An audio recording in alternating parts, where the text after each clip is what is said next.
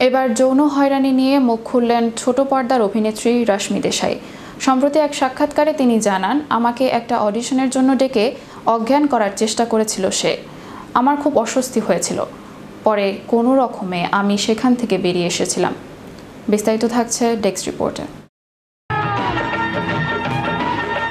যৌন হয়রানি নিয়ে এবার মুখ খুললেন ছোট পর্দার অভিনেত্রী রাশমি দেশাই। সম্প্রতি এক সাক্ষাৎকারে তিনি জানান, আমাকে একটা অডিশনের জন্য ডেকে অজ্ঞান করার চেষ্টা করেছিল সে। আমার খুব অস্বস্তি হয়েছিল।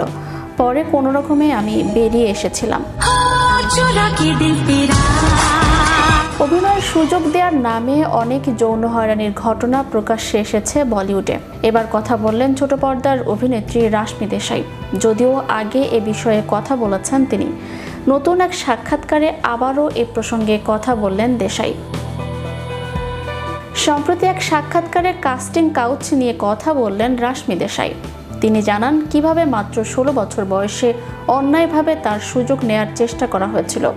এর আগেও বহু তারকা বিনোদন দুনিয়ায় কাস্টিং কাউচের কথা সামনে এনেছেন। দুর্ভাগ্যবশত আমাকে এই খারাপ অভিজ্ঞতার সম্মুখীন হতে হচ্ছিল। এ নিয়ে আমি বেশ কয়েকবার কথাও বলেছি। ইন্টারনেটে আমার বলা এই একই বিষয়ে অনেক কিছু পেয়ে যাবেন। আমার মনে আছে, আমাকে একটা অডিশনের জন্য ডাকা হয়েছিল। যখন ওখানে যাই, ওই লোকটি ছাড়া আর কেউ ছিল না। তখন আমার বয়স মাত্র 16। আমাকে অজ্ঞান করার চেষ্টা করেছিল সে। আমার খুব অস্বস্তি হয়েছিল। কোনো রকমে আমি বেরিয়ে এসেছিলাম। কিছু সময় পর আমি আমার মাকে বিষয়টা বলি।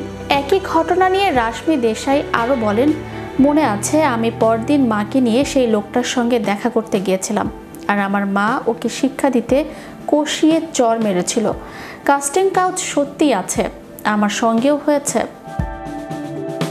আসলে সব ইন্ডাস্ট্রিতেই ভালো আর খারাপ দুই রকম মানুষকে পাওয়া যায়।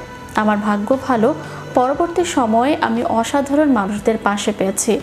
ভগবান সহায় ছিল। উত্তরণ দিয়ে রাশমি দেশাই অভিনয়ে পা রেখেছিলেন।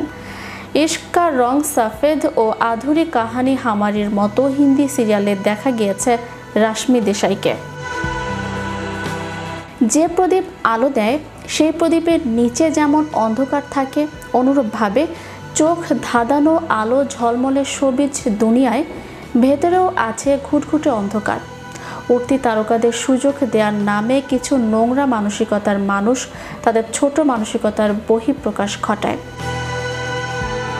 হলিউড, বলিউড কিংবা ঢালিউড যেখানেই হোক না কেন, এই অপসংস্কৃতি যেন জেঁকে বসেছে আমাদের শিল্পাঙ্গন ঘিরে। আর পরিসংখ্যান বিচারে বলিউডে এই অপসংস্কৃতি যেন মহামারীর মতো ছড়িয়ে পড়েছে। 2012 সালে নিজের উত্তরণ সহ অভিনেতা কোস্টার নন্দিশ সান্ধুকে বিয়ে করেন অভিনেত্রী। তবে 2016 সালে তাদের বিচ্ছেদ হয়।